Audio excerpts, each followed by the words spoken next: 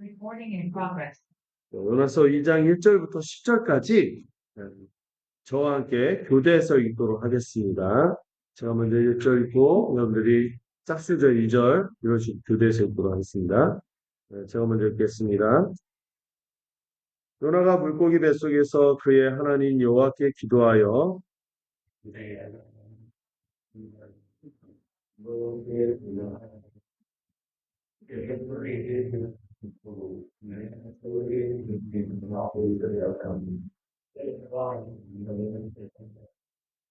주께서 나를 깊은 속 바다 가운데에 던지셨으므로 큰 물이 나를 들렀고 주의 파도와 큰 물결이 다 내 위에 넘쳤나이다.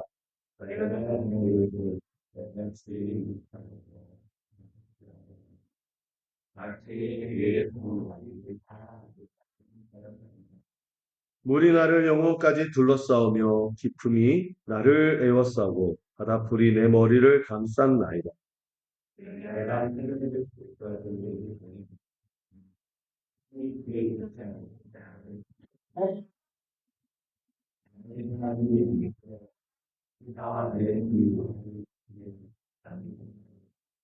내 영혼이 내 속에서 피곤할 때 내가 여호와를 생각하였더니 내 기도가 주께 이르렀사오며 주의 성전에 미쳤나이다.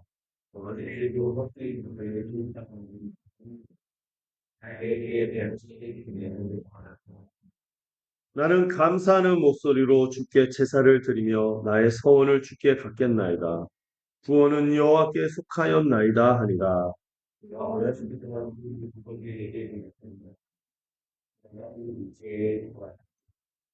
아멘. 네. 네, 여러분 한 주간 평안하셨습니까? 네. 네, 여러분들 건강하시기 바랍니다. 아픈 시절이 좀 있었고, 예, 저도 그렇고 건강하게 이번 겨울을 잘 났으면 좋겠네요. 우리가 지난 주에는 요나서를 살펴봤습니다. 요나서 입장에서 우리는 특이한 선지자를 한 명 봤죠. 보통 선지자가 목숨을 걸고 주의 명령에 순종하는 모습을 늘 보다가 주의 명령에 목숨 걸고 도망치는 그 특이한 선지자 요나를 만났죠. 하나님의 낯을 피하여 도망쳤던 이 요나 선지자를 봤고요.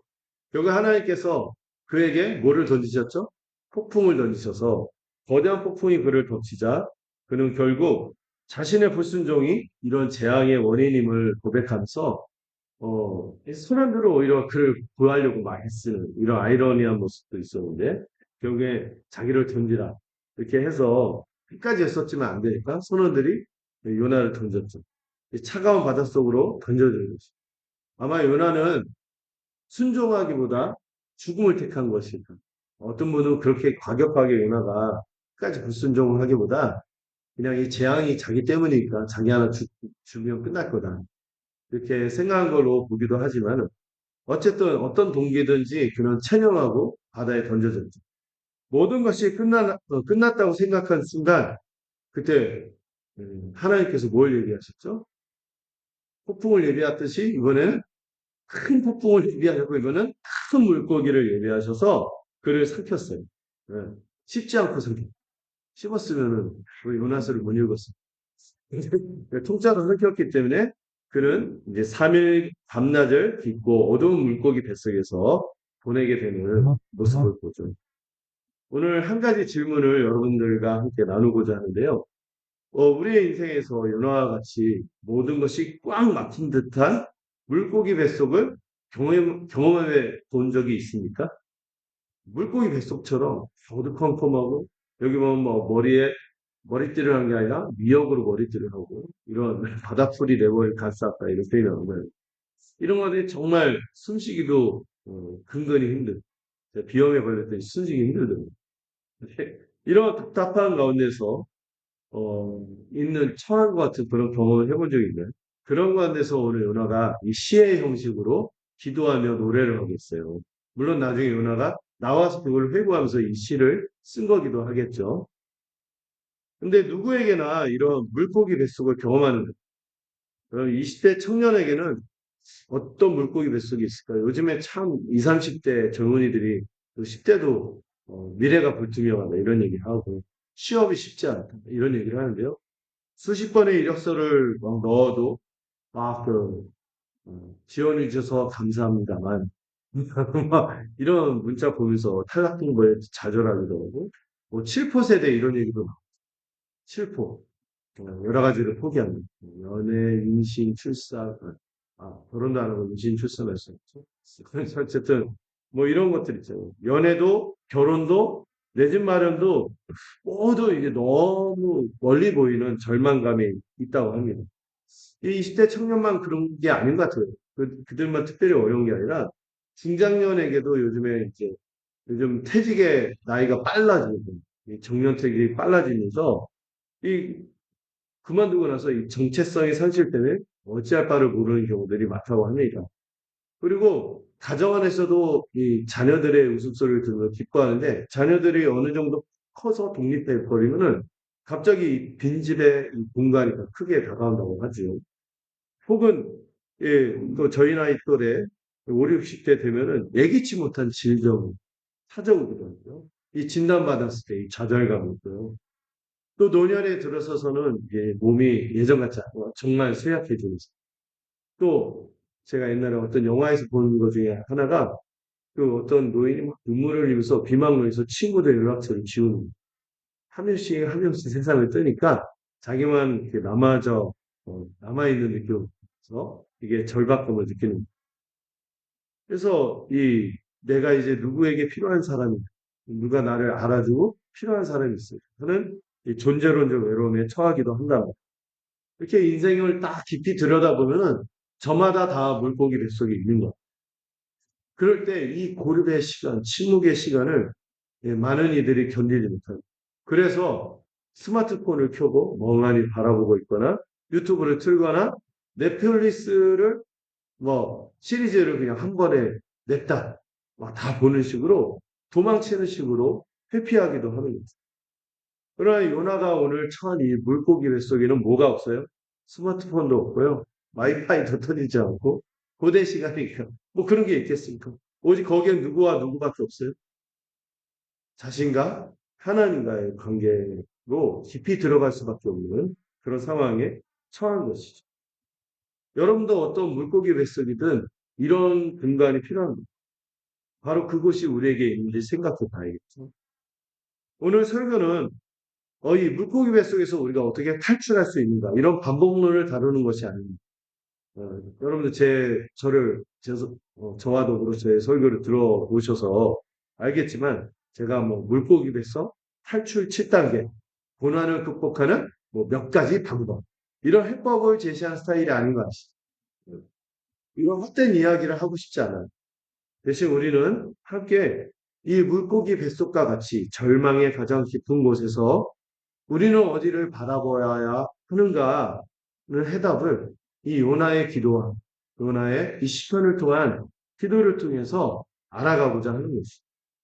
왜냐하면은 진정한 구원은 여러분 환경이 변화된다고 우리가 정말 구원받을 수 있을까요? 그거보다도 더 중요한 것은 저는 관점의 변화, 또 다른 말로 시선의 변환이 이루어질 때 진정한 구원이 시작될 수 있다고 믿습니다. 다른 말로 우리의 마음과 시선의 변화라고 할 수 있겠죠. 우리의 시선이 바뀐다는 것은 우리의 마음의 방향이 바뀐다는 거예요. 이게 여기서부터 구원이 시작되는 거예요. 여러분의 물고기 뱃속에서 올려다볼 때 비로소 보이기 시작하는 이 구원의 성전으로 오늘 요나의 기도와 함께 들어가기를 원합니다. 자, 먼저 1장 1절에서 3절, 5절에서 6절. 제가 여러분들 주보를 보시면 알겠지만 순차적으로 본문을 풀어가는 것이 아니라 요나의 주요한 시상이라고 하죠. 시의 이미지 그리고 시의 어떤 표현 내용을 중심으로 해서 그 그룹을 해서 1, 3, 5, 6, 그다음에 4, 7, 그다음에 8에서 10절 이런 식으로 구성을 해봤어요. 오늘 사실 이 시에서 중심을 이루는 것은 4절과 7절이죠. 4절과 7절인데 그 앞뒤를 둘러싸고 있는 1, 3절과 5, 6절의 내용을 좀 살펴보고자 합니다. 자, 요나가 경험한 절망의 깊이가 얼마나 깊을까요? 예. 이번 1, 3절과 5, 6절의 주제는 뭡니까? 하나님께서 절망 속에서도 우리를 추적하는 사랑으로 붙드신다는 점을 좀 생각해 보도록 해요. 요나의 기도를 제대로 이해하려면은 먼저 그가 경험한 절망의 깊이가 얼마나 처절했는지 이 시의 표현을 통해서 생생하게 느껴요. 그런데 그 설화체는 이야기로만 하고 강화체는 논리로 말하면은 시는 그 이미지와 거기서 느끼는 그 이미지를 통해서 우리를 감각, 그 요나의 감각으로 초대하는 거예요. 그래서 생생하게 누리게 하거든요. 이걸 같이 누려야지 시의 맛을, 기도의 그 흐름을 따라갈 수 있습니다. 2절을 보시면은 뭐라고 합니까? 내가 받는 고난으로 말미암아 여호와께 불러 아뢰었더니 주께서 대답하셨고 이렇게 2절에 나와 있죠. 그런데 이 고난으로 말미암아라는 표현이 중요해요. 이 고난으로 말미암아라는 표현이 두 가지 의미가 있어요. 첫 번째는 이 고난으로 말미암아가 어떤 뜻이냐면은 고난이 기도를 할 수 있도록 돕는 활성제 역할을 했다. 다른 말로 촉매 아시죠? 촉매 아시죠? 뭔가 막 반응을 일으키는 거잖아요. 이 고난이 우리의 기도를 불러일으키는 활성제, 촉매 역할을 하는 것이죠. 여러분, 사실 우리가 참 자기중심적인 사람들이다. 어떤 상황이 처하지 않으면 기도를 잘 안 해요. 우리가 평안할 때는 기도에 적극적으로 임하지 않는데, 때로 우리가 고난이 우리가 하나님과의 이 관계로 더 깊이 들어갈 수 있도록 교제를 할 수 있도록 기도로 내몰기도 하는 그런 역할을 하죠. 이 고난이 기도의 촉매자 활성제 역할을 하고요. 두 번째로 이 고난으로 말미암아라는 이 표현은 고난 한가운데서 요나가 기도했다는 고난 한가운데서 하나님은요 요나가 고난이 끝난 후가 아니라 이 고난 속에서 우리의 기도를 들으시는 분이라는 것을 이 요나가 고백하고 있는 것입니다. 두 가지가 뭐라고요? 고난이 기도의 촉매 역할, 활성제 역할이고 두 번째 고난 한가운데서 내가 기도하고 있다. 이런 고백을 하고 있습니다. 그러면서 이 요나의 기도는요. 그가 얼마나 깊이 깔아앉았는지 내려갔는지를 보여주는 강력한 하강의 이미지들을 보여주고 있습니다. 그 이미지들로 이 기도를 시작하는데요. 먼저 그는 자신이 어디에 있다고 고백하죠? 2절에서 화면을 보면 알겠지만 9절 성경도 보세요. 수올의 뱃속. 사실 물고기가 수올이 아니고요. 수올은 음부를 뜻합니다. 음부. 이거 뭐죠? 지옥 또는 죽음. 이걸 뜻하는 단어가 수올이에요. 하나님과 단절된 죽음의 영역 그 자체를 이 수올이라고 부르고 음부라고 부릅니다. 그래서 이 수올의 뱃속에 있는데 거기서 더 깊이 내려가 3절에서 뭐라고 표현해요? 깊음 속 바다에 있다. 이 3절에서 깊음 속 바다라고 하는데 이 깊음 속 바다가 뭐를 떠올리면 여러분 창세기에 보면은 창조 이전에 뭐가 있었죠? 혼돈과 공허가 있었죠. 그 혼돈과 공허와 같은 밑바다, 깊음 속 바다 거기에 던져졌다고 표현하는 거예요. 흑암이 깊음 위에 있고 이렇게 있잖아요. 창세기. 그 깊은 가운데 자기가 처해져 있다고 점점 깔아져 있는 그 자신의 마음을 표현하는 거예요. 그리고 그의 하강이 어디까지 내려가요? 6절에 보면은 산들의 뿌리. 여러 산맥이 있어서 이 산에 맥이 있어서 쫙 펼쳐져 있지만 이 산의 근원을 쭉 깊이 들어가면은 여러분 이 지질학을 연구한 것도 아닌데 바다 밑에 뭐가 있어요? 그 땅에 그 지반이 있잖아요. 그 산의 뿌리라고 할 정도로 그 아주 그 깊은 지반까지 표현하고 있는 것이죠. 더 이상 내려갈 곳이 없는 물리적이고 영적으로 그가 얼마나 눌려 있는지, 깔아앉아 있는지, 최저점에 있는지를 이런 이미지로 설명하고 있는 거죠. 그리고 6절에서 뭐라고 얘기해요? 마침내 땅이 마치 거대한 감옥의 간수처럼 뭐로? 빗장이 뭔지 아시죠? 딱 잠그는 그 빗장을 내려서 영원히 완전히 밑바닥에 처했는데 다시는 올라올 수 없도록 영원히 오래도록 본문의 표현은 뭐라고 해요? 오래도록 잠갔다고 절규하고 있는 것입니다. 음. 오늘도 언제 튀어날지, 언제 벗어날지 모르겠어요. 6절 전반절을 보면은 땅이, 예, 땅이 그 빗장으로 나를 오래도록 막았어. 더 이상 희망이 없어 보이는 거죠. 사람의 힘으로는 결코 빠져나올 수 없는 것이죠. 제가 어떤 그 정신병에 걸린 사람들을, 정신병도에 있는 사람, 묘사하는 그런 콘텐츠를 본 적인데, 우울증에 걸린 사람의 심리를 묘사하는데요. 화장실에 이렇게 손을 씻다가 갑자기 물이 막, 전기를, 공황장애와 그 우울증에 걸린 것을 막 묘사하는데, 그 물 밑바닥에 쳤는데, 스스로 어떻게 거기서 벗어났어. 근데 깔아앉아. 어찌할 수 없는 그런 깊은 우울감과 그 영적인 무력. 이거를 요나가 이렇게 생생하게 표현하고 있는 것이죠. 근데 여러분, 거기서 끝나지 않죠? 6절 후반절을 보시면 뭐라고 합니까? 6절 후반절. 나의 하나님 여호와여 주께서 내 생명을 구덩이에서 건지셨나이다. 이렇게 표현하고 있어요.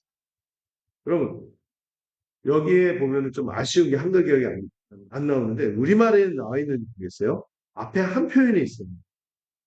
뭐가 있을까요? 우리말 성경에 있나요? 그러나 한글 개혁이 아쉬운 게 이런 그러나 이 접속사를 모두 없었는데 그러나 나의 하나님 여호와여 주께서 내 생명을 구덩이에서 건지셨나요?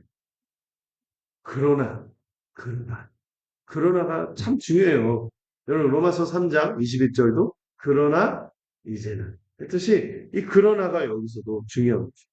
여러분 시에서 웬만한 이런 접속사 안 쓰거든요. 시에서 여러분들 그러므로 이제 그러므로 그러나 그리하여 이런 거 쓴 적 본 적 있어요? 없죠. 일부러 쓴 거예요. 이게 그러나 땅이 오래도록 막았지만 그러나 누가 건지셔요? 하나님이 건지시. 우리는 스스로 건질 수 없어요. 누가 건지십니까? 그러나 하나님이 건지시는 거죠. 사람은 오래도록 막혀 있는 것 같지만 하나님은 그 인간의 오래도록보다 더 강하시며 더 영원한 시간을 갖고 있는 분이 누구세요? 우리 하나님이십니다. 그러므로 우리는 여기서 벗어날 수 있는 것입니다. 이 칠흑 같은 절망 속에서 요나의 위대한 신앙 고백이 문득문득 터져 나오는데요. 3절 보실까요? 3절에서 뭐라고 합니까? 주께서 나를 깊은 속 바다 가운데 던지셨으므로 큰 물이 나를 둘렀고 지혜 파도와 큰 물결이 다 내 위에 넘쳤나이다. 자, 여러분 1장에서 요나가 던져졌잖아요. 누구에서 던져졌죠? 뱃사람들이 어쩔 수 없이 선원들에 의해서 요나를 또 요나가 나를 던져라. 날 쏘고 가라. 갑자기 생각이 나네요. 심의도에서 안성기 씨 얼마 전에 접근하셨죠. 날 쏘고 가라 한 것처럼 나를 죽여라. 이렇게 딱 내던져줬어요. 무력하게 내던져줬는데 선원들이 그를 바다에 던졌지만 이제 요나는 사실 자기가 선원들에 서 자기의 의지로 던져졌지만 그 배후에 계시는 근본적인 이 모든 상황을 이끄시는 건 누구다? 하나님이라고 고백하고 있습니다. 하나님의 주권을 보고 있는 거죠. 여기서 본문에서 누가 던졌다고 표현해요? 그렇게 했습니다. 이 고난의 책임을 환경이나 타인에게 돌리지 않고 모든 것이 하나님의 주권 아래에 있음을 인정하는 약간 성숙한 신앙의 모습을 보여주고 있습니다. 1장에서 요나가 선원들 앞에서 참 약간 전문용어로 쪽팔린 얘기를 했죠. 너는 어디서 왔으며 무엇을 하는 사람이냐? 왜 이런 일이 일어나는 얘기하니까 나는 히브리 사람이다. 하나님 여호와를 경외하는 자, 바다와 육지를 지으신 하늘의 하나님, 온 세상을 지으신 하나님을 경외하는 자다 이렇게 고백했지만 결국에 폭풍을 만난 것이 누구 때문이다? 자기가 불순종해서 이 일이 벌어졌다는 것을 고백하면서 자기를 바다에 던지라고 했죠. 근데 여러분 우리가 좀 조심해야 될 부분이 있는데 하나님의 주권을 인정한다고 해서 모든 고난을 하나님이 나를 치시는구나. 이렇게 말하면 된다, 안 된다? 안 돼요. 하나님의 직접적인 처벌을 의미하는 건 아니죠. 요나의 경우는 분명히 불순종의 결과이긴 했습니다. 그래서 불순종했기 때문에 하나님께서 폭풍을 주셨고 물고기의 뱃속에 들어가게 하셨지만 그러나 그런 고난을 우리가 처할 때 조심해야 될 게 있습니다. 야고보서도 얘기하지만 예, 하나님이 나를 시험에 들게 하신다. 이렇게 말하면 안 된다고 했어요. 어떤 고난은 우리가 이해할 수 없는 하나님의 섭리에서 벌어지기도 하고 또 어떤 고난은 주를 위해 마땅히 칠 수밖에 없는 고난도 있기 때문에 모든 고난을 하나님이 치셔서 저런다. 이렇게 말해서도 안 되고 자신의 고난에 대해서도 그렇게 말하면 안 되겠죠. 그리고 이 고난의 원인이 때로 내 죄 때문인지 아니면 하나님 나를 성숙하기 위해서 성숙하게 하기 위해서 이런 시련을 허락하는지를 잘 주의 깊게 생각할 필요가 있습니다. 그러나 때로는 이 고난이 주를 위한 사명을 위한 고난일 수도 있죠. 고난이 어떤 케이스인지 몰라서 우리가 무조건 하나님 나 치시는구나 이렇게 생각하면 안 되는 거예요. 그러나 중요한 모든 고난의 공통점이 있습니다. 하나님은 그 모든 고난 속에서 우리를 하나님의 사랑하는 백성이라면 어떻게 하세요? 홀로 남겨두지 않습니다. 홀로 두지 않으시고 반드시 함께 하시며 이끄실 거라고. 고난으로 끝나지 않습니다. 이걸 우리가 기억해야 돼요. 여러분, 요나에게는 이 고난이 사실 불순종했다는 하나님의 어떤 징계의 의미도 있겠지만 사실 이 징계의 의미보다 더 큰 게 뭐예요? 제목이 뭡니까? 추적하는 사람.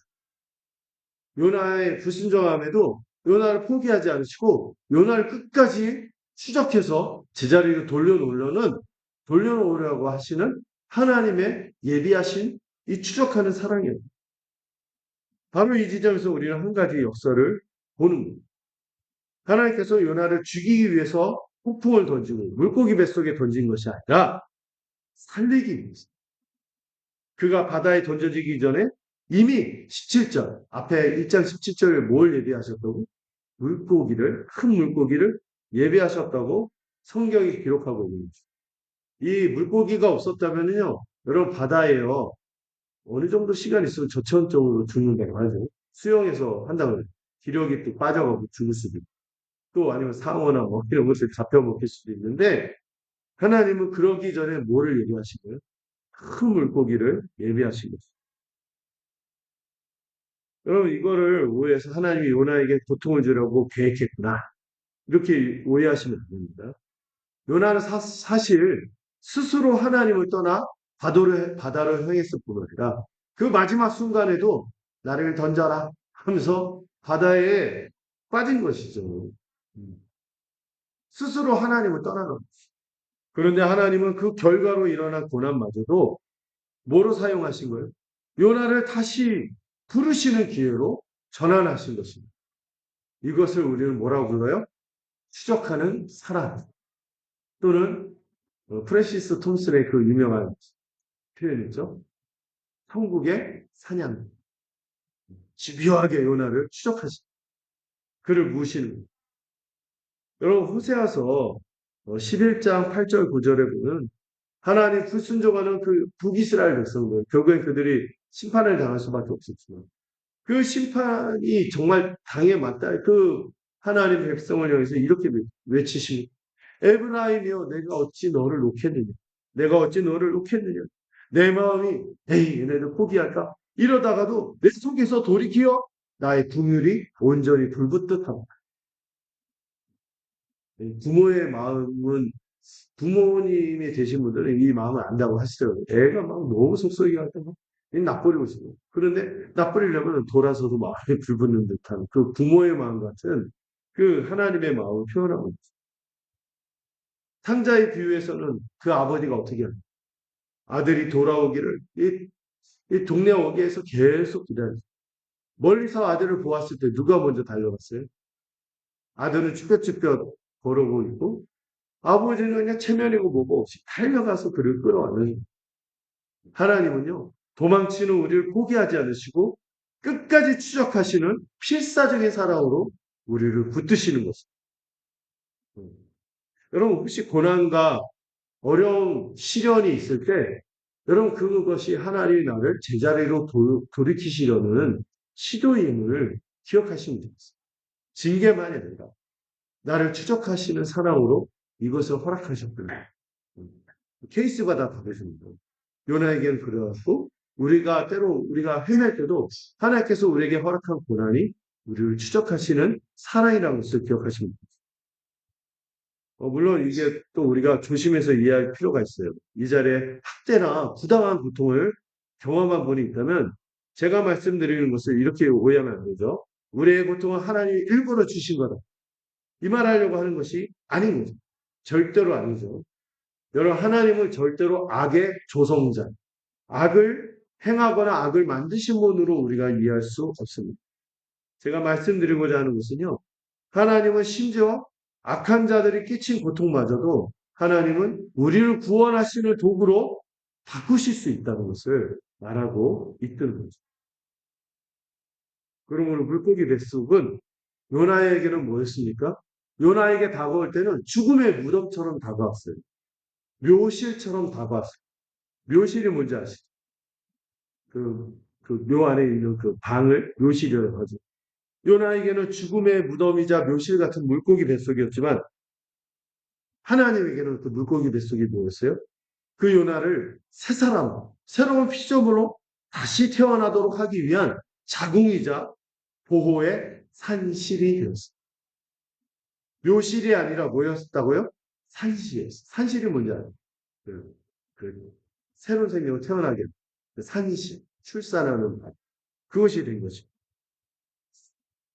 자, 요나는 이런 가운데 자신을 뭐로 규정하지 않아요? 피해자로만 규정하지 않아요. 주께서 나를 던지셨다고 고백했지만 자신의 죄를 직면하면서 그 자신은 피해자가 아니라 하나님께서 자신을 보호하고 있구나 하는 것을 고백하고 있는 거예요. 요즘 우리 문화는요. 어떤 어려운 일이 생기거나 힘든 일이 생기면은 피해자 중심주의라는 것에 빠져요. 이게 뭐냐면은 어려움 당하면은 나는 그냥 그 고난의 피해자이다. 이렇게만 규정하고 그 때로는 고난을 자초한 측면이 있는데 그 책임을 회피하는 경우들이 있어요. 내가 이렇게 된 것은, 꼬인 것은 부모님 때문이에요. 사회 때문이에요. 심지어는 교회 때문이에요. 뭐 이렇게 탓을 하는 거예요. 제가 옛날에 그 내적 치유라는 게 유행할 때 참 제가 제일 어이없는 얘기 했거든요. 자기가 이상하게 행동하고 하는데 그 내면을 깊이 들여다보고 자기의 과거를 회고했더니 초등학교 4학년 때 부모님 자기 생일을 까먹었다. 생일 잔치 다 해줘도 자기는 안 해줬고 그것 때문에 꽁 해갖고 제가 삐뚤어졌다 이렇게 됐다는 거죠. 왜 그런지 모르겠어요. 그러나 이 피해자 중심주의 왜 이렇게 남을 탓하지 않고 자기를 깊이 돌아볼 필요가 있어요. 이걸 가지고 너무 죄의식에 사로잡히면 부정적으로. 그러나 피해자 중심주의에 빠지는 경우는 자기를 자꾸 빠져나가고. 그러나 요나는 이 시 속에서 어떻게 고백합니까? 다르게 고백합니다. 자신의 불순종을 인정하면서도 동시에 하나님께서 자신을 포기하지 않고 추적하시는 사랑으로 붙들고 있음을 그 주권적인 은혜를 고백하고 있는 것입니다. 이것이 회복의 시작인 것이죠.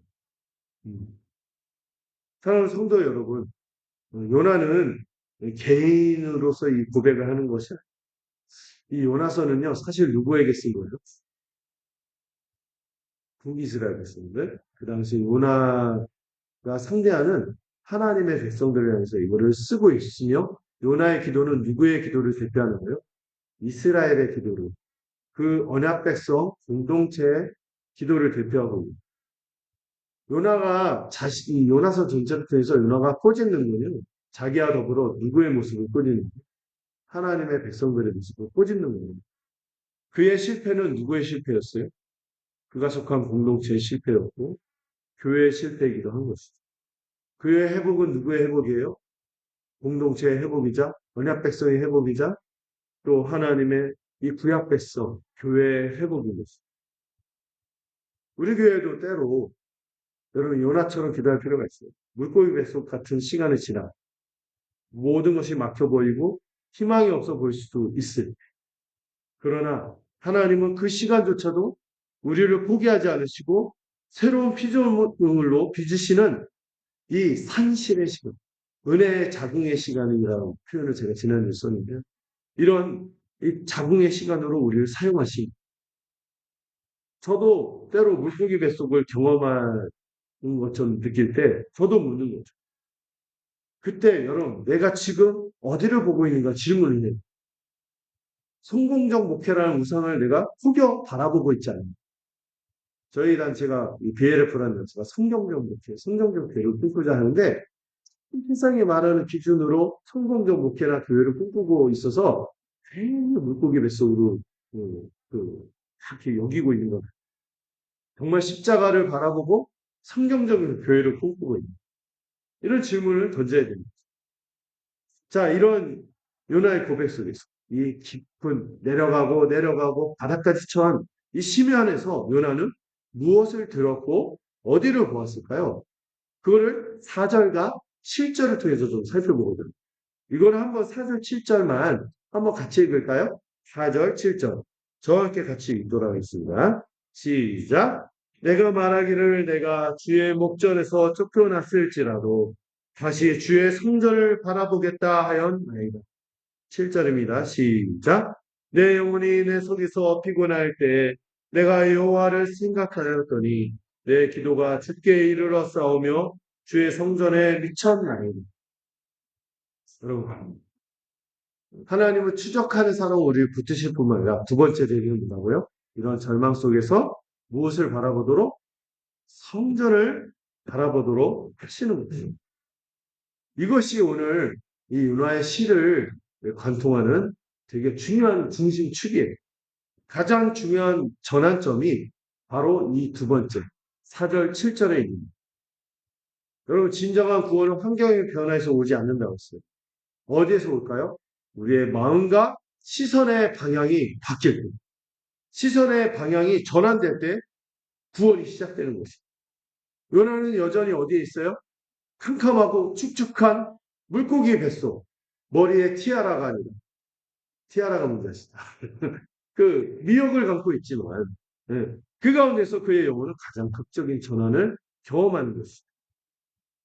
이 요나서 2장 기도의 신학적인 신장이자 전환점이 4절의 고백에 있어요. 내가 말하기를 내가 주의 목전에서 주의 눈앞에서 쫓겨났을지라도 다시 주의 성전을 바라보겠나이다 하였나이다. 하면서 그 물고기 뱃속에서 고백하고 이 한 문장 안에 절망스러운 현실 인식에서 벗어나서 이것을 뛰어넘는 믿음의 결단이 담겨 있는 여기에도요 뭐가 있으면은 4절에도 아쉽지만 뭐가 또 있냐면 그러나가 있어요. 아크라는 히브리어 표현인데 그러나가 또 있습니다. 그러나 내가 주의 목전에서 쫓겨났을지라도 뭐 한다고요? 그러나 다시 주의 성전을 바라보겠습니다. 요나는 자신의 처참한 현실을 바닷속에 던져졌을 뿐만 아니라 물고기 뱃속에서 어떻게 소화가 안 되고 있는지 그런 가운데서 이 비참한 현실을 정직하게 인정하죠. 그의 상태는 어쩌면은 그때 상태를 떠올리게 합니다. 에덴 동산에서 추방당한 아담의 모습. 하나님의 인재로부터 완전히 단절되었다고 느끼는 이 실존적인 고백을 하고 있습니다. 그러나, 라고 고백하면서 그의 고백은 여기서 끝나지 않는 거죠. 네, 뭐라고 했어요? 주의 목전에서 쫓겨난 것 같아요. 이런 절망의 탄식을 하지만 동시에 희망을 선포합니다. 다시 주의 성전을 이 둘 사이를 잇는 것이 뭐라고요? 그러나. 그럼에도 불구하고 이 작은 단어가 절망을 희망으로 바꿉니다. 그런 자신의 절망적인 현실을 불구하고 다시 주의 성전을 바라보겠나이다. 라고 선언하는 것이죠. 이것은 절망에 대한 굴복이 아니라 믿음의 결단이자 능동적인 희망을 선언하는 것.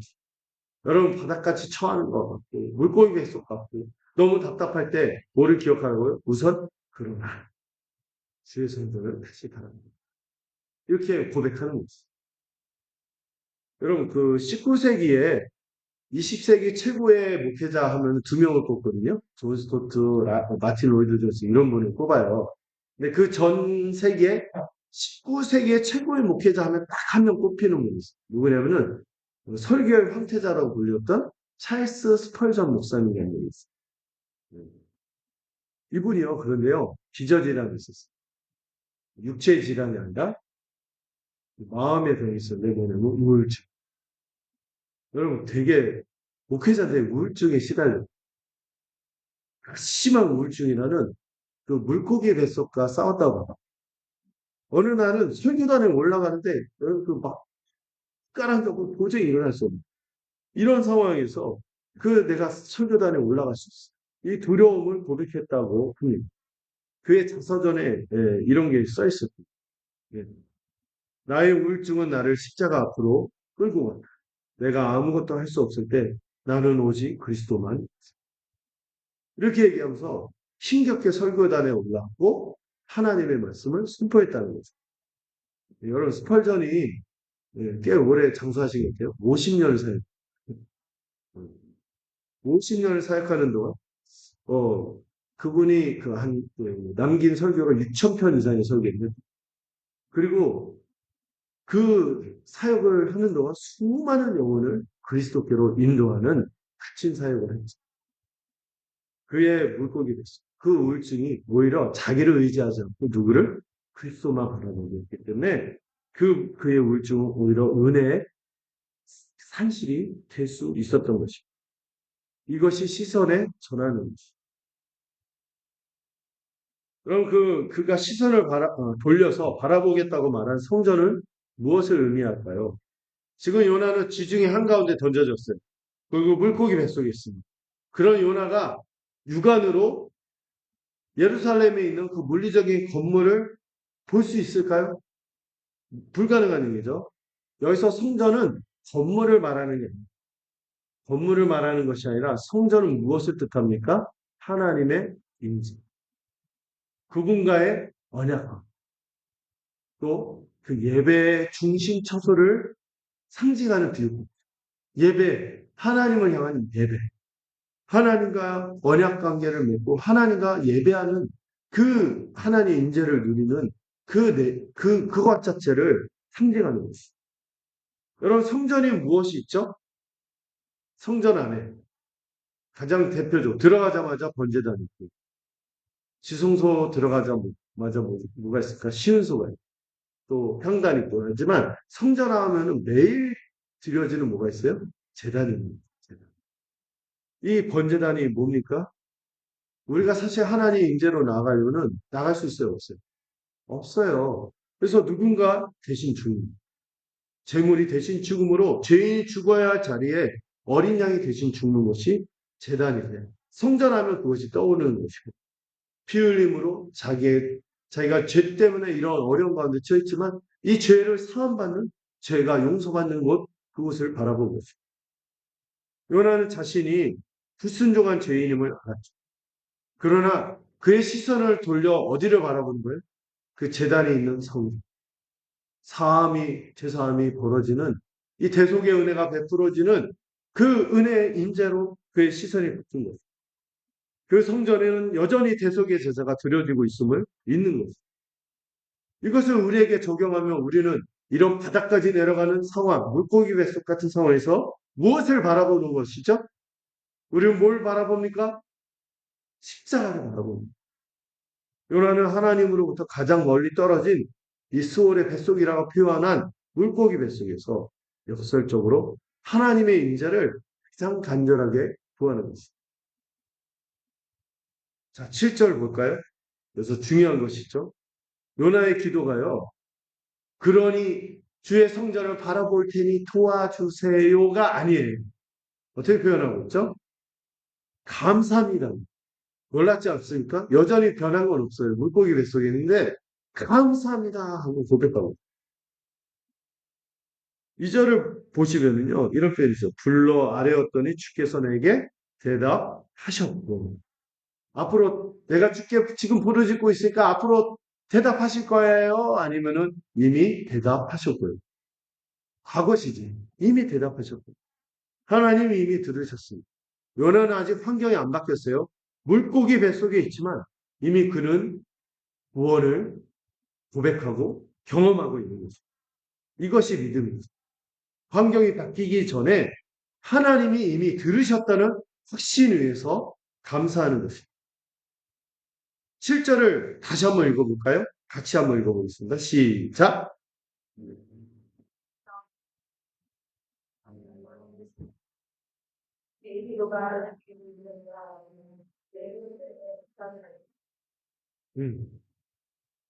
그 육신은 여전히 물고기 뱃속에 갇혀 있죠. 그래서 내 영혼이 내 속에서 피곤하대.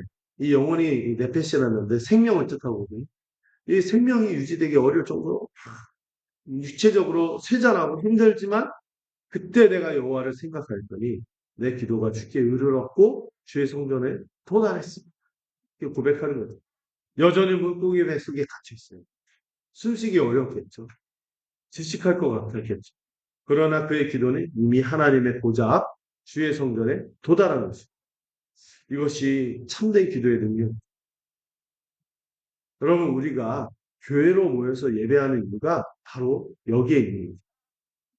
우리가 세상에서 깨지고 실패한 우리가 일주일에 한 번 이 주의 성전이 예배의 자리로 한 몸으로 나와 십자가를 바라보는 이 바라보는 행위가 바로 요나의 시선입니다. 교회의 본질은요. 우리가 도덕적으로 완벽하게 살아서 하나님 옆에 나가는 것이 아닙니다. 우리는 실패하고 무너졌지만 여전히 십자가를 향해서 무엇을 고정하는 거예요? 우리의 시선을 고정하면서 주님 앞에 나오는 거죠. 우리는 완벽해서 교회에 오는 것이 아니라 우리는 깨진 심령, 절망한 심령, 수월의 뱃속 같은 상황에서 교회에 나오고 있는 것이. 그리고 예배 가운데 여전히 우리를 향해서 보혈을 흘려 주시는 그 십자가를 바라보는 거죠. 그때마다 우리는 이미 구원을 경험한 것이. 십자가가 앞으로 벌어진 거예요? 이미 2000년 전에 벌어진 거예요. 이걸 토대로 우리는 기도하고 예배하는 것이. 저도 주일마다 이 강단에 설 때 때로는 제 자신의 연약함과 죄성이 너무 무거워서 내가 어떻게 이 말씀을 참 뻔뻔하게 전할 수 있겠냐. 이렇게 마음에 생각이 들 때가 있을까요? 없을까요? 있겠죠. 여러분 저 이상한 거 아시죠? 아, 많이 이상하지 않을까요? 약간 이상해요. 이건 전 예, 여러분 볼 때 많이 이상할 수도 있고 어떤 분에 따라 다를 수도 있거든요. 예, 그러나 저는 이 강단에서 뭘 바라보면서 이 말씀을 전할까요? 십자가를 바라보면서 전하는 거예요. 스펄전도 그 우울증을 딛고 십자가를 바라보며 그리스도를 바라보며 선포하는 것처럼 저도 제가 완벽해서가 아니라 누가 완벽하시기 때문에 그리스도께서 완벽하시기 때문에 설교하는 것입니다. 우리 삶의 가르침은 명확한 것입니다. 우리는 상황이 변하기를 기다리면서 기도하는 사람들이 아니라 상황이 나아지면 제가 기도할 수 있겠죠? 제가 어떻게 기도할 수 있겠어요? 이런 정말 어리석은 말이에요. 우리 상황이 변하기 전에 먼저 하나님을 향해 우리의 시선을 돌리는 사람들입니다. 문제의 크기에 짓눌리고 질식되는 사람이 아니라 그 문제의 크기를 묵상하는 대신에 하나님의 위대하심을 바라보는 것이 절망의 현실을 넘어서는 구원의 역사가 앞으로 아니에요. 이미 우리 안에서 시작되는 것입니다. 아멘. 근데 여기서 한 가지 질문을 던질 수도 있겠다는 생각이 들었어요. 뭐냐면은, 목사님, 요나가 여기서 2장에서 이렇게 감사하면서 서원하고 회개하고 뭐 자신의 죄를 인정하고 이렇게 기도하는데 그 고백이 진짜 맞습니까? 왜냐면요, 우리가 3장, 4장을 읽었거든요. 3장, 4장 읽으면 요나가 어때요? 이렇게 2장에서는 절절하게 그렇게 고백하고 기도하고 예, 감사합니다 이렇게 말했던 요나가 4장에서는요 하나님께 불평하고 작심하고 막 그 세모 눈 이런 표현을 제가 드립니다. 세모 눈으로 어디를 봐? 니네를 바라보면서 언제 망하나 이러고 있지 않습니까? 니네를 멸망하게 바라보는 그의 모습을 볼 때 이 이장의 회개가 진정한 참된 회개 맞아? 진짜 회개했으면 그럴 리가 없지 않습니까? 이런 질문을 던질 수 있다고 생각해요. 그런 생각 안 들었어요? 저만 들었는데. 저만 이상한데. 예, 당연한 질문이고. 그러나 여기서 우리가 놓치지 말 것이 있습니다. 여러분, 구원은 우리의 회개의 완전성에 달려있는 게 아니라 어떤 분들은 그렇게 얘기해요. 내가 회개를 제대로 안 했기 때문에 은혜가 임하지 않는다. 용서가 임하지 않는다. 구원이 주어지지 않는다. 어떤 지체하고 얘기할 때 회개하지 은혜 받는 거 아니에요? 물론 회개하면 은혜가 있죠. 그런데 회개 이전에 뭐가 앞서요? 하나님의 은혜가 앞서요. 우리가 회개해서 하나님의 온전한 은혜를 얻을 수 있다면 100만 년 회개해도 어려울 거다. 이런 얘기를 했어요. 구원은 우리의 회개의 완전함에 달려있는 것이야. 그러나 또한 요나가 이 장에서 이렇게 고백하는 게 진심이 아니었을까요? 이것 또한 진심이었을 거예요. 그 순간 그는 정말로 하나님의 은혜를 깨달았고 진정으로 감사했겠죠. 그러나 그것 자체가 요나를 완전하게 만들지는 못하는 거예요. 여러분 수많은 수련회를 기억해보세요. 수련회 때마다 셋째 날 막 눈물 콧물 흘려서 주를 위해서 다시는 내가 돌아서지 않고 주를 위해서 전진하겠습니다. 이런 거는 예, 빽 이런 적이 얼마나 많습니까? 근데 그때 우리가 받았던 은혜와 우리가 막 했던 돌이킴, 막 눈물 이런 게 헛된 것이었을까요? 만약 그렇지만은 아닌 거죠. 그것이 우리를 온전하게 하진 않지만 예, 의미가 있는 거예요. 3장에서 요나는 순종하지만 4장에서 여전히 그는 하나님과 갈등하는 모습을 보여주고 있어요. 지금 이게 요나를 욕할 게 아니에요. 우리 모습 아닌가요? 우리의 모습이 여기에 있어요. 음. 우리는 때로는 이 요나처럼 뜨겁게 고백할 수 있어요. 주님만이 나의 구원이십니다. 주님 나의 최고봉, 따봉, 최고 뭐 이런 거는 얼마 지나지 않아서 우리는 다시 불평하고 의심하고 지 맘대로 살려고 하는 거죠. 그렇다면 우리의 그때그때의 고백은 가짜며 무의미한 걸까요? 우리의 회개는 그때그때마다 진행되는 회개가 무의미할까요? 아니죠. 우리의 반응은 의미가 있습니다. 그 순간순간의 회개와 감사는 진실합니다. 그러나 여러분 잊지 말고 기억해야 될 것은 하나님의 구원은 우리의 반응의 완전함에 달려있지 않다는 중요한 사실을 마음 깊이 받아들이십시오. 요나는 물고기 뱃속에서 완벽하게 회개했기 때문에 하나님이 구원하신 게 아니에요. 요나가 사장에서 여전히 불완전함에도 불구하고 하나님은 그를 끝까지 붙드십니다. 여러분 사장 끝에 요나가 하나님의 설득을 듣고 깨달았다. 돌이켰다 이런 표현이 나온지 아세요? 하나님의 질문으로 그를 아끼는 것이 당연하지 않겠니? 아끼는 것이 어찌 합당하지 않겠니? 이런 질문으로 끝나요. 요나의 반응은 중요한 게 아니에요. 뭐가 중요한 거예요? 이런 우리의 불완전함에 요나를 비롯해 우리의 불완전함에도 불구하고 하나님 우리를 끝까지 붙드시며 우리를 아끼고 있다는 구원은 오직 왜 그렇습니까? 구원은 오직 누구에게 속해 있기 때문에 여호와께 속하였기 때문입니다.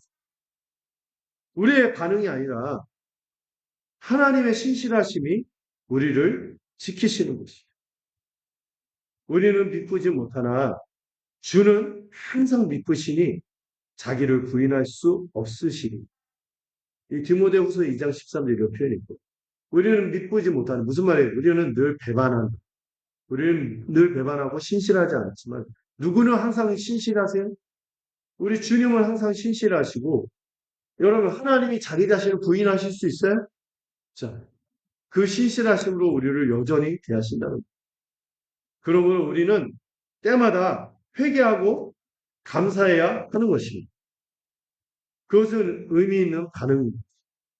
그러나 우리의 소망을 우리의 회개의 안전함에 두지 마세요. 우리의 소망은 어디에 달려있어요? 하나님의 신실하심에 있기 때문이죠. 그렇다면 이 위대한 구원은 과연 누구로부터 오는 것일까요? 제가 자꾸 잊어버리고 슬라이드 기껏 만들어 놓고 안 보여줬는데 상관없어요. 네. 잘 따라하고 계시죠? 잘 따라하고 있으면 됩니다. 자, 주께서 이미 대답하셨다. 감사하고 있습니다. 자, 8절과 10절 마지막 단락에서 하나님은 어떤 분이십니까? 구원의 주권자이시며 부활의 주인이십니다. 여러분 우리의 회개의 완전함에 우리의 구원이 달려있지 않다는 게 위로가 되지 않습니까? 우리의 소망은 어디에 달려있어요? 하나님의 신실하심에 있는 것입니다. 그러면 그 위대한 구원이 누구로부터 왔느냐? 이거를 좀 다루고있습니다. 8절에서 10절. 그래도 한번 읽는 게 좋겠죠? 8절에서 10절 다 같이 읽도록 하겠습니다. 시작.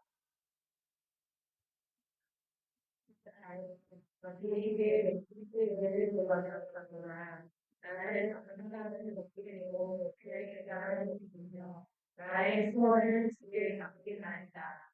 구원은 여호와 하시나이다. 여호와께서 그 물고기에게 말씀하시되 요나를 육지에 토하니라.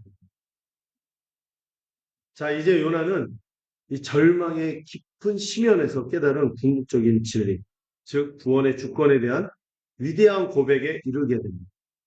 이것은 요나 개인의 기도를 넘어서 성경 전체를 관통하는 복음의 핵심이죠. 오늘 우리가 붙들어야 할 가장 중요한 메시지가 여기에 달려 있습니다. 먼저 이 8절을 보면은 요나는 통렬한 자기의 고백을 거짓되고 헛된 것을 숭상하는 모든 자는 자기에게 베푸신 은혜를 버렸어. 이 은혜는 헤세드입니다. 언약의 은혜죠. 신실한 언약의 은혜를 거짓되고 헛된 것을 숭상하는 모든 자는 이 은혜를 버렸다. 얼핏 보면은 요나가 갑자기 뜬금없이 누구를 욕하는 것 같아요? 이방의 우상 숭배자들 욕하는 것 같아요. 얼핏 보면은. 그런 비판처럼 보이죠. 물론 그런 면도 있을 거예요. 맞기도 하지만 여기에 숨겨진 역설적인 표현인데 요나는 여러분 1장 9절에서 그 이방인들이 너 뭐 하는 사람이냐? 어디서 왔냐? 막 이렇게 물어봤을 때 어떻게 얘기했죠? 바다의 육지를 지으신 하나님을 경외하는 자다. 이렇게 고백한 적이 있어요. 그는 말로는 진리를 알았어요. 하나님이 온 세상의 주인이심을 고백했고 이방인도 하나님의 피조물임을 머리로는 알았던 것이죠. 그러나 막상 니느웨로 가서 거기에 심판을 경고해요. 서 외쳐라. 이 구체적인 명령 앞에서 이를 거부하고 다시스로 도망치는 거예요. 여기서 그가 얘기하는 헛된 우상이 무엇인지 드러나는 이 헛된 것이라고 번역된 단어가요. 전도서에서 자주 나오는 헛되고 헛되니 헛되고 헛되도다. 계속 헛되다 헛되다 이런 단어가 나오는데 헤벨이라는데 이게 뭐냐면은 그 이미지가 있어요. 증기, 김, 연기. 어때요? 순식간에 사라져. 요나에게 다시스, 하나님의 고통스러운 명령으로부터 도피할 수 있다고 생각한 그곳, 안전지대, 편안한 곳이 이 헛된 곳이었어. 이방의 어떤. 그러나 더 깊이 들어가면은 다시스는 단순한 지리적 장소가 아니라 내 맘대로 살겠다는 자기 중심성의 상징이었어. 니느웨가 아니라 다시스로 가는 것.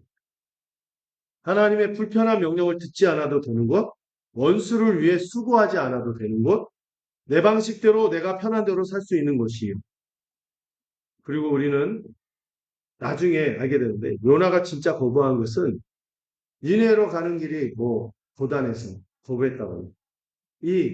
그 니네 사람들이 잔혹하니까 죽을까봐 두려워서 이 사명을 거절한 것이에요.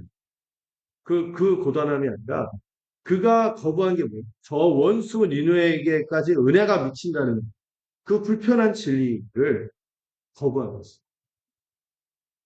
우리도 마찬가지로 머리로는 아는 것이죠. 하나님은 사랑이시다. 이웃을 내 몸처럼 사랑합니다. 그러나 막상 구체적인 상황에서 저 사람을 용서해야 돼. 저 원수를 위해서 기도해야 돼. 저 불편한 사람을 섬기라는 말씀에 우리를 요나처럼 다시스로 도망치는 거예요. 그것이 헛된 우상이었어요. 자기 중심성. 우리 시대의 해벨은 뭡니까? 성공이 되기도 하고요. 인정이 되기도 하고 재정적 안정, 건강, 자녀의 성공 등 이런 헛된 우상들입니다. 여러분 이것들 자체가 본질적으로 나쁜 것일까요? 그렇진 않죠. 그러나 이것들이 무엇을 대체한 하나님의 뜻을 대체한 하나님을 대체할 때 이것들이 내 뜻대로 내 방식대로 내 사람들만 사랑하게 되는 이런 자기 중심성의 도구가 될 때 그것이 헤벨이 되는 것입니다.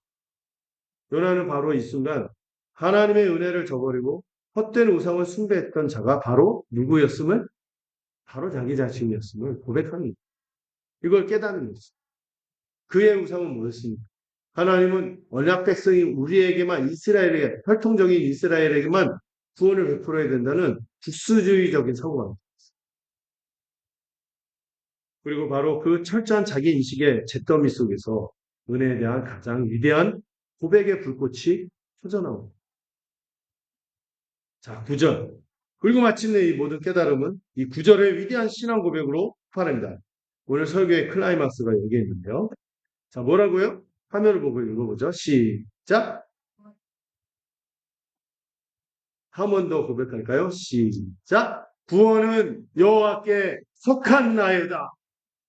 속하였나이다. 여러분, 이 한 문장은 요나의 기도를 넘어서 성경 전체를 관통하는 복음의 심장. 우리의 모든 노력과 자격과 우리의 불안을 잠재우는 하나님의 최종적인 선언이죠. 구원이 우리의 애씀에 달려있다면 우리는 다 좌절했을 겁니다. 물고기 뱃속에서. 그렇지만 구원은 누구에게 달려있습니까? 여호와께 속하입니다. 이 짧은 선언에 세 가지 차원의 깊은 의미가 있는데 일단 개인적인 차원. 요나는 자신의 구원이 자신의 철저한 회개나 기도 혹은 노력의 결과가 아님을 고백합니다. 내가 회개하거나 기도하거나 감사해서 애써서 된 것이 아니구나. 구원은 여호와께 달렸고 고백했고. 두 번째로 보편적인 차원인데요. 요나는 그토록 거부했던 원수의 도시 니느웨의 구원마저도 누구에게 달려있다? 내 좁은 그 부수주의적인 편견에 달려있는 것이 아니라 하나님의 주권에 달려있음을 인정하는 예언적인 성격. 구원이 여호와께 속해 있으니 내가 왜 하나님이 그 저들을 향해서 복음을 전하는 그 돌이키라고 메시지를 전하는 내가 왜 이걸 거절해? 거기서 빠져나오고. 세 번째로 여기 숨겨진 것이 예수님께서는 친히 자신의 죽음과 부활의 표적으로 요나의 표적을 언급하셨어요. 요나의 표적. 내가 너에게 줄 표적은 요나의 표적. 하면서 얘기를 했죠. 이 구원이 누구에게 달려있음을 선언하고 하나님께 달려있음을 선언하고 그 바리새인들은요 이방인들은 다 싹 다 심판당해 죽어야 된다고 생각했어요. 그런데 하나님은 그래서 바리새인들이 심판을 표적을 보여달라고 왜 이방인들 심판 안 하고 로마가 우리를 여전히 식민 지배하고 우리를 해방시켜다 다 얘기했을 때 예수님이 얘기한 표적이 뭐예요? 내가 보여줄 표적은 요나의 표적밖에. 그건 뭐예요? 하나님은 구원은 하나님께 달려있으니 그걸 너희들이 좁은 식견으로 판단하죠. 하나님 모든 일을 구원하시기를 원하시고 이걸 선언한 것입니다. 여러분 요나의 그림자와 그리스도가 실체로서 겹쳐져 있어요. 여러분 요나가 3일 반나절 죽음과 같은 물고기 뱃속에 있다가 다시 살아난 것은 뭘 떠올리게 합니까? 장차 예수 그리스도께서 십자가에서 죽으시고 어디에서 사흘간?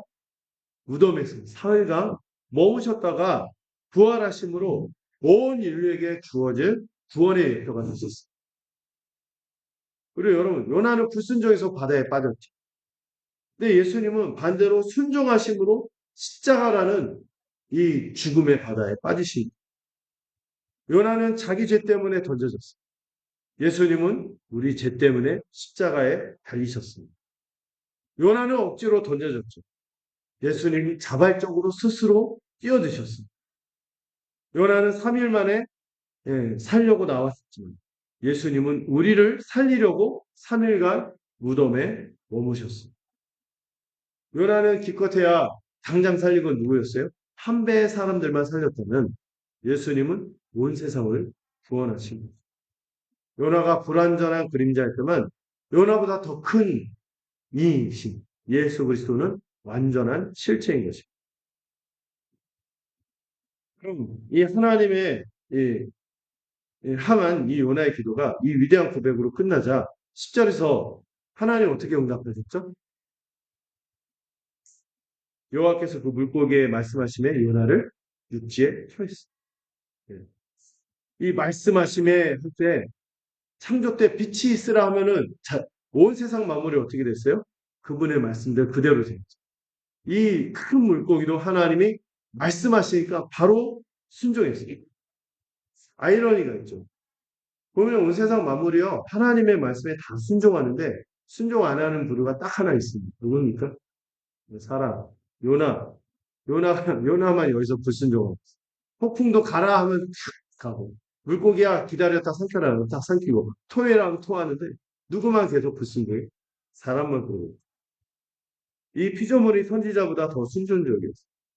이 사건은 요나의 기도가 하나님의 마음에 합하였음을 보여주면서 동시에 폭풍과 바다와 거대한 물고기까지 온 창조 세계가 하나님의 주권 아래 완벽하게 순종함을 보여주는 증거죠.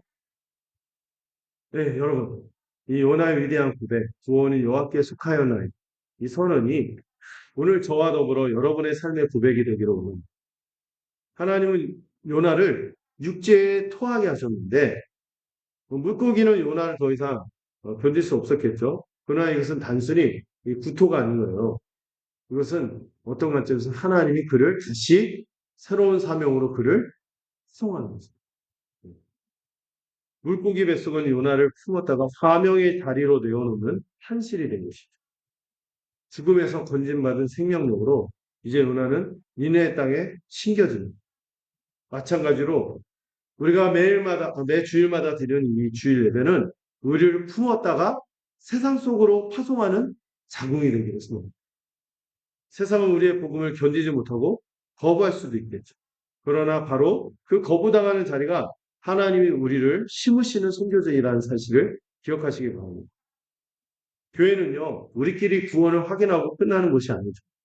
죽음에서 건진받은 생명력으로 세상 속으로 자연스럽게 파송되어야 하는 것이죠. 여러분의 니느웨가 어디입니까? 우리가 세상에 대한 공동체가 되는 것은 도덕적으로 월등해서가 아니라 죽음의 뱃속에서도 구원을 노래하는 부활의 생명을 가졌기 때문이죠. 여러분 그런 가운데서 이 예배에서 그거를 경험하고 여러분들이 처한 삶의 현장 그 니느웨에서 동일한 고백을 할 수 있기를 바랍니다. 저도 매주 설교를 준비하며 고백해요. 구원은 여호와께 속하였나이다. 제 설교가 영혼을 구원할 수 없어요. 제 능력이 뭐 별거 없지만 제 학식도 짧아요. 제 열정도 부족한 사람이에요. 그런 것들로 영혼을 살리는 것입니다. 오직 하나님의 말씀만이 영혼을 구원하는 것입니다. 이 생명을 가지고 이번 한 주간 여러분의 가정과 일터난 미래로 흘러갈 수 있습니다. 말씀을 맺어볼게요. 오늘 우리는 이 요나의 기도를 통해서 절망의 가장 깊은 곳에서 희망의 노래를 부르는 법을 요나를 통해 배웠습니다. 세 가지를 기억하고자. 첫 번째, 우리가 겪는 철망의 가장 밑바닥 최저점은 하나님의 부재가 아니라 뭐라고요? 우리를 살리시기 위한 오히려 하나님의 추적하는 사랑이라는 것을 기억하시기. 두 번째로 구원은 환경의 변화가 아니라 절망 속에서도 주의 성전을 향한 시선이 전환될 때 시작된다는 사실을 기억하시기 바랍니다. 셋째로 구원은 우리의 자격이나 노력이 아니라 오직 누구에게? 여호와께 속한 것임을 기억하시기 바랍니다. 그러므로 요나처럼 정직하게 부르짖는 그 다음에 시선을 돌리는 것. 그리고 우리가 처한 문제의 크기 대신에 하나님의 위대하심을 바라보는 것입니다. 이 말을 기억하십시오. 여러분의 시선이 머무는 것이 뭐가 된다고요? 여러분의 미래가 되는 것입니다. 이미 완성된 구원을 믿고 감사하는 것입니다. 구원이 여호와께 속하였나이다 라고 믿음의 고백입니다. 물론 우리가 정직하게 들여다보면 우리가 이렇게 구원이 여호와께 속했습니다 이렇게 고백한다고 당장 내일 아침 모든 문제가 사라지지 않을 수 있겠죠. 여전히 아프고요. 여전히 외롭고 여전히 물고기 뱃속 같은 어둠이 계속될 수 있습니다. 그러나 그 아픔보다 더 큰 하나님의 붙드심이 이미 진행되고 있다. 기억하시기 바랍니다. 그 외로움보다 더 깊은 하나님의 함께하심이 임하고 있습니다. 그 어두움보다 더 강한 구원의 빛이 우리를 이미 비추고 있습니다. 우리의 감사는 환경 변화 때문이 아닙니다. 누가 우리를 놓지 않기 때문에 하나님께서 우리를 놓지 않기 때문입니다. 여러분, 우리에게 요나보다 더 큰 이가 계십니다. 바로 우리 주 예수 그리스도이시. 그분이야말로 우리가 시선을 전환해서 바라볼 참된 성전인 것입니다. 우리를 위해 친히 수월에 가장 깊은 곳까지 내려가셨다가 죽음의 권세를 깨뜨리시고 부활하심으로 도저히 빠져나올 수 없다고 생각했던 이 땅의 빗장을 영원히 깨부시고 우리에게 영원한 구원을 주신 분이 우리 주 예수 그리스도께서 거기에 계시기 때문입니다. 지금 여러분이 어떤 물고기 뱃속에 있든지 고개를 들어 바로 그 예수 그리스도를 바라보시는 이 시간이 되기로 그분이 여러분의 기도를 들으시고 여러분의 생명을 구덩이에서 건져내시며 마침내 여러분을 소망의 육지에 토해내서 사명을 감당케 할 것을 믿습니다. 기도하겠습니다. 하나님 아버지, 우리의 인생이 수월의 뱃속 같을 때 절망의 현실이 아니라 구원의 주님을 바라보는 믿음의 눈을 우리에게 허락하시고 열어주시기를 원합니다. 환경이 바뀌기 전에 먼저 시선을 돌리게 하시고 우리의 구원이 오직 주님께만 속해 있음을 온 삶으로 고백하게 하여 주시옵소서. 우리를 위해 죽음의 깊은 곳까지 내려가셨다가 부활하신 우리 주 예수 그리스도의 이름으로 기도드렸습니다. 아멘. 우리 찬송가 363장 이렇게 찬양하겠습니다.